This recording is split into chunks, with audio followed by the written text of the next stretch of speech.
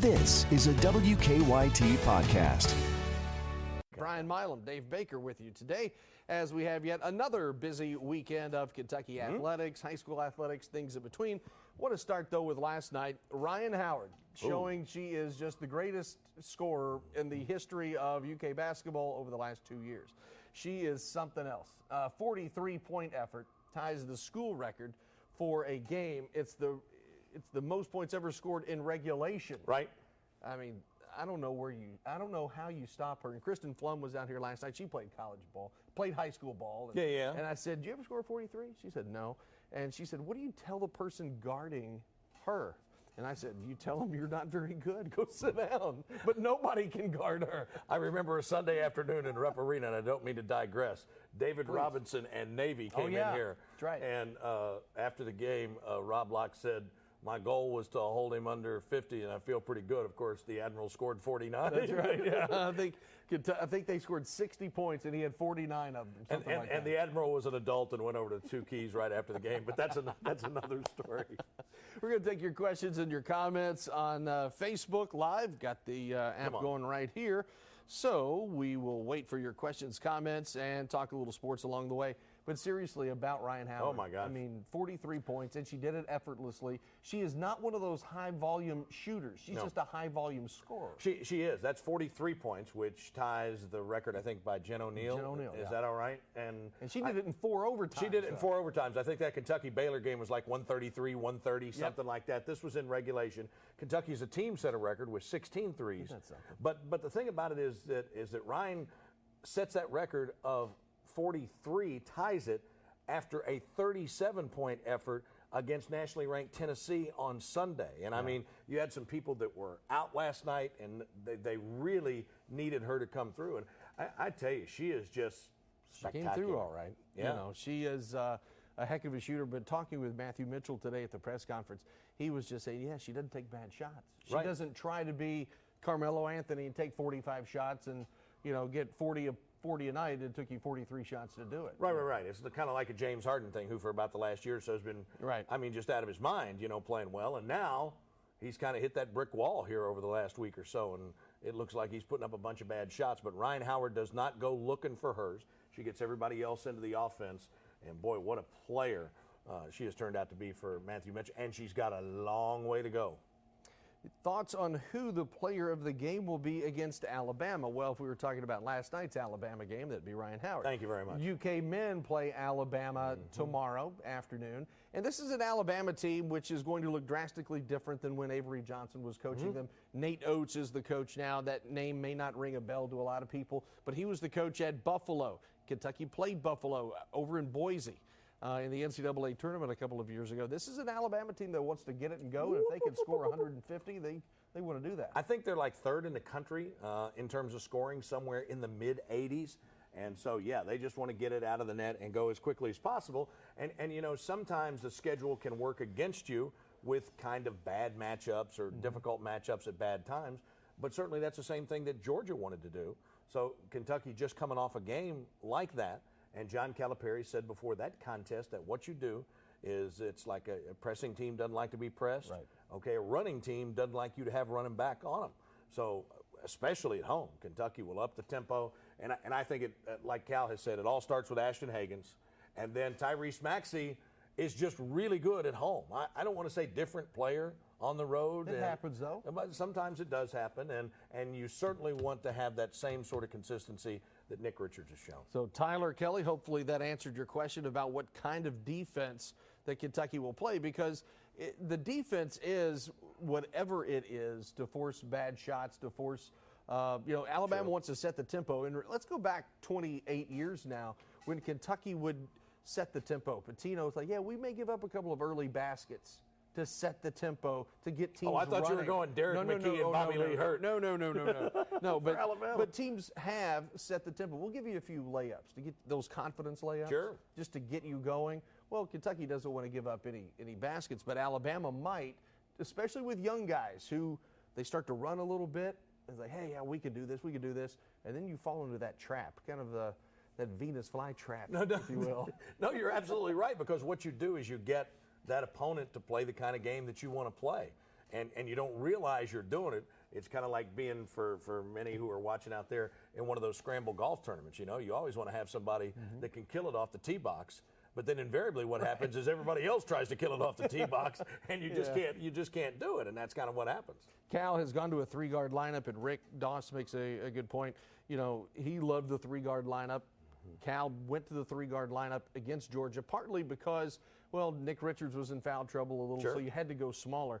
But this is going to be an interesting game because Kentucky can play a variety of styles. If you want to slow it down, Nick and EJ and the guys inside can maybe slow it down a little bit. You want to run? Well, Kentucky has the horses to do that. They do, but I think what you're going to see more than anything the rest of the year out, you're going to see Maxey and Hagens and Quickly playing with Sestina and with Nick Richards. And I think for anybody else like an EJ Montgomery who has, I don't want to say has frustrated fans, but it's kind of perplexed them, you know, because sometimes he looks really good. Oh, yeah. And then sometimes he just doesn't. And so I think what's going to happen now is Cal's going to go with those 5 guys, and he's going to make other guys knock them out of playing time, or it's going to take foul trouble or something like that. I think he loves that 5 right there, and he's going to ride him as long as he can. Damian asked, do you think we need one more big man at Kentucky next year? Cal's always said a team without a big man is, what was the word he used, is a fraud. Right. Kentucky has a good big man this year. Does Kentucky need another one next year, you think? Well, I mean, I personally don't. Well, you can't say that. My guess is right now, I would think that Nick Richards would be back. Yeah. Okay. And so. I would think they would go out, and I think if you're going to go big, I don't know whether they planned on doing this or whether they stumbled into it. But, you know, don't go out and get that high school big guy because they got to develop. Go get that big guy that's played someplace else. Sure. Like Sestina, like who am I? Reed Travis. Yes. Get somebody like that who's kind of a man and can bring kind of a presence to the place.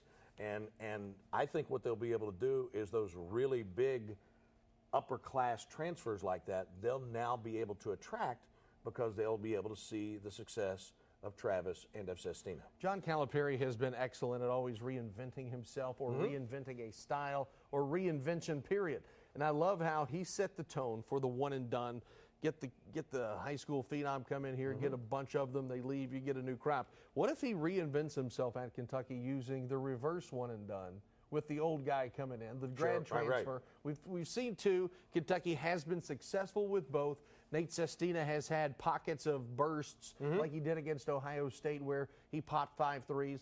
He has been consistent. He's been steady. He obviously got hurt for a couple of games, but what if Cal reinvents the wheel in the reverse order? I think that's a great way to do it because it's a great way to do it with the younger one and dones because you want guys that are playing their absolute best, right? And so do you want to bring in like a one and done center? Are they going to be able to do for this team what a Sestina or what a Reed Travis has done? I don't think so. I like going with that big physical presence with an upperclassman that has a lot of leadership qualities, and I think that just in the last couple of years, it's pretty obvious what they brought to the table. I want to switch gears for a moment because this is a lot of fun, and I can't wait. Mike Leach is coming back to the SEC. Yes, he is. It will be entertainment. The entertainment dollar will start to rise in Starkville. Can you win in Starkville? Can you win at Mississippi State, chucking the football 60 times a game? Steve Spurrier brought the passing game to the SEC in high volume, but he also had a heck of a running game to go with it. Can Mike guy Leach, named Emmett Smith? Yeah, he wasn't too bad. Eric right, Ratt and guys, right. they weren't too bad. Can a passing offense like this, 20 years after the invention of the air raid within the SEC, can it succeed? Well, we'll find out. All right, back to you, Bob. and we'll not only find out from Mike Leach, but I mean, obviously Lane Kiffin across the state at Ole Miss is going to be chucking around. If there are any good running backs in the state of Mississippi, get Vince Marrow down there because those guys are going to go someplace. I don't think they're going to want to sit there and catch passes and be a part of that. And so, I don't know. I think it's going to be really interesting. The defensive lines, obviously Hal had some success with it, right, but nobody has had that kind of success with it that was sustained, much less since Hal. So it'll be interesting, but I think John Cohen, our old buddy who's the Mississippi State AD, who used to be the UK baseball coach here, you know, you kind of get caught in spots. Sometimes. And I think that they weren't real sure what they were going to do with Joe Moorhead. And by the time they made the decision that some of the other coaching folks that they might have been interested in had already been spoken for, they spoke to Joe Judge. They thought they had a great shot at him. He, of course, is a Mississippi State guy who was the wide receivers and special teams coach with the Patriots, who's now the Giants head coach.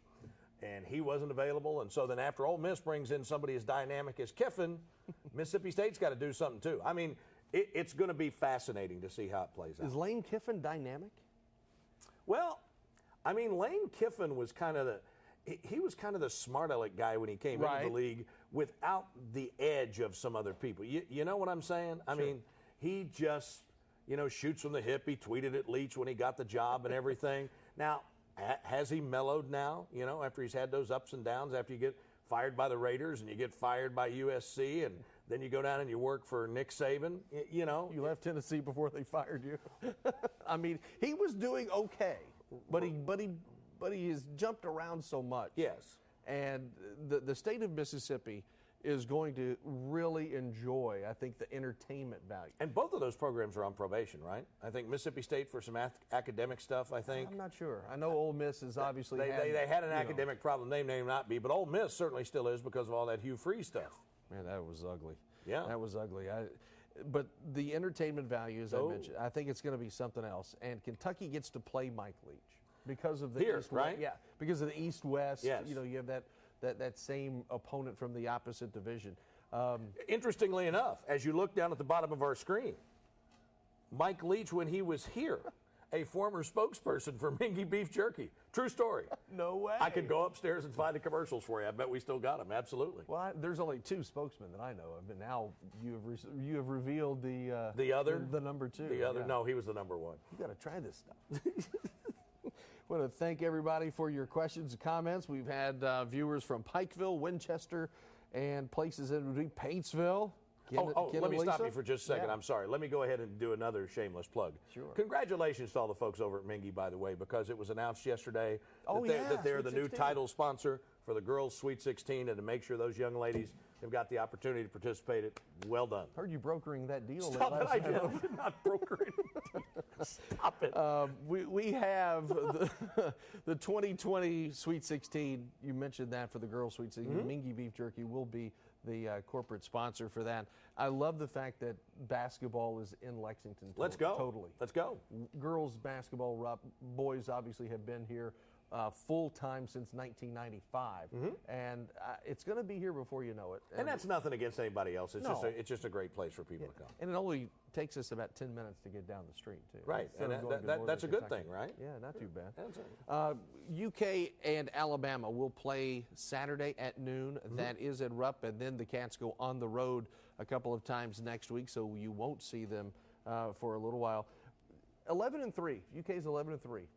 And it was asked today, what's the upside? What's the next step this team can take? You have seen, obviously, the games. You've spoken with Rex. You have broken bread with some of those who understand this game a little bit. What is the next step for this team? Because just when you think this team is about to get it, there's that pothole they hit in the road. Right. Obviously, injury is the first thing that pops up, you know, and you always worry about that, and you see what happened last year as well as things were going when P.J. Washington went down with that injury at the absolute wrong time. I think everybody, to a man, just keeps saying, hey, you know, this C.J. Montgomery thing's got to happen. And nobody's trying to put pressure on the kid. I mean, it ends up being that.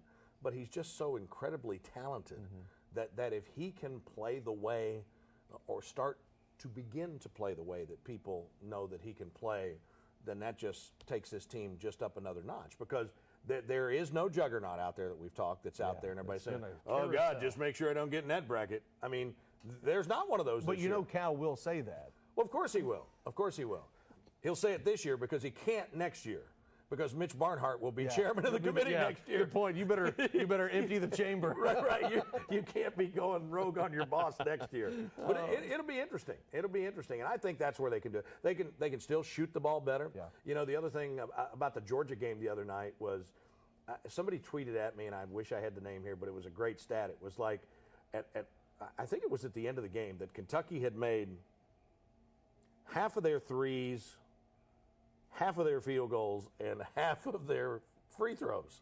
I mean, it's just a wild stat. And for a team that's 80% on the year from the stripe and they still go in and shoot 50% on the road and still win, that's impressive. Yeah, the free throws really, I don't know what was going on the other day, but Kentucky won by 9, down 6 at the half, could have been down by 9. You win by 9 and you miss a ton of free throws. Kentucky could have beaten Georgia by 15. You outscored the home team. Yeah.